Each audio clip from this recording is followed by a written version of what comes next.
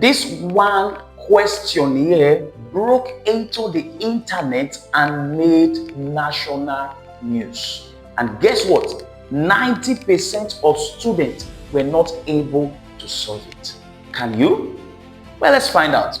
Now, we are told here that a bag has 10 sweets, 6 of them orange, the rest yellow. Hannah eats a random sweet, then eats a second random sweet without replacement. The probability both are orange is 1/3. Show that n squared minus n minus 90 equals 0, and otherwise find n. Alright, now first thing first, let's analyze the question. Let's bring out our parameters, okay? What we are given from the question. Now we are told a bag has n sweets. N sweets. That means the total sweets in the bag is equal to n. So I call it my total possible outcome. Total possible outcome equals what? N. Alright.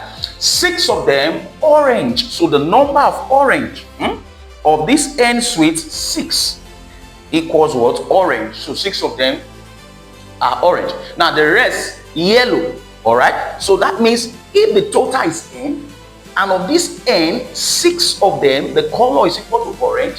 Now the rest yellow, what would the rest yellow imply? It will imply the total minus that for the orange. Take for instance, if I have 4 and I say of these 4, 2 are black, the rest white. How will you get the rest? The rest that is white, it will be the total 4 minus the black, that is 2. So in like manner, we have rest, that's yellow now, to be equal to what? Total, that's n, minus orange, that is 6. Okay? Now, we are told Anna eats a random sweet, then eats a second random sweet without replacement. Now, this is a key thing you must know here. When we say without replacement, that means you take without keeping it back. Alright? Now, if you take without keeping it back, it means the next will be short of 1, minus 1, less 1. Okay? Why? Because if I have 5 and I take 1 without replacing it, what will be left? 5 minus 1, that is 4. Alright? If I take another one again, what will be left? 4 minus 1, that is 3. So if you take without replacement, the next is going to be minus 1. Have that at the back of your mind. Now let's go. We are told the probability that both are orange is 1/3. So probability of both orange equals 1/3. Alright, but when you say probability that both will be orange, okay, so probability of both orange, what does that really imply? It means that the probability of picking the first will be orange, okay, and probability of picking the second orange. Did you get that? So probability of both orange means probability of picking first orange and then probability of picking second orange. So my first orange, my second orange. Alright, so both picks orange. So we are told that probability equals to 1/3. But first thing first, let's get the probability of first picking orange. Okay, what will be the probability of first picking orange? Remember, probability is what? Required over total. Number of required outcome over the total possible outcome. Now, first picking orange, what is required? Orange. What's the number of orange? 6. What's the total? N. That's the first picking orange. And now probability and means what? Multiplication. Picking second orange, that means my next pick is also orange. Now take note, without replacement. If I pick 1 from 6, what will be the next left? 5. So probability of next picking orange, the required now will be 5, no longer 6. Because we are told without replacement. Don't forget, minus 1. Over total. If the total was n for the first pick, the second pick will be what? N minus 1. Because we are told without replacement. So anytime you hear without replacement, it must be minus 1. When you pick 1, it's gone. So you subtract it. Alright? So what what does that mean? The probability of picking both, don't forget, is 1 over 3. So therefore means that 1 over 3 is equal to 6 over n times 5 over n minus 1. All right? So 1 over 3 equals what? So we multiply 6 times 5, that gives 30. So this becomes n into n minus 1. All right? So let's clean the other part of the board.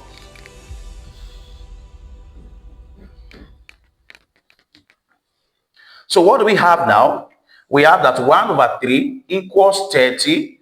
Now we're going to expand the brackets now. You know what that means? N will multiply n, and also multiply minus 1. So n times n will give us n squared minus n times minus 1 will give us minus n. So what do I do? When you have two fractions in mathematics represented by equal to, you cross multiply. All right? So if we do that, I have 1 will multiply n squared minus n, that gives me the same thing, n squared minus n. 30 will multiply 3, that gives me 90. So we are gradually forming a quadratic equation. Don't forget, a typical quadratic equation is of the form as squared plus bx plus c equals 0. So it must be equal to 0. So I move this 90 now to the left-hand side so that what I have here will be 0. Now don't forget, this is plus 90. When it's crossing to the left-hand side, plus changes to what? Minus. So I have n squared minus n minus 90 equals 0. All right, it's a quadratic equation now. So I'm going to factorize. Now, don't forget, the middle term now is what? That's the b now is what? Minus 1. The constant now, that's the c, is minus what? 90. Now, when I'm factorizing, I look for two factors that when I multiply, will give me the constant, that's minus 90. And then when I add, will give me the middle term, that's minus 1. That's b now, the equation of x.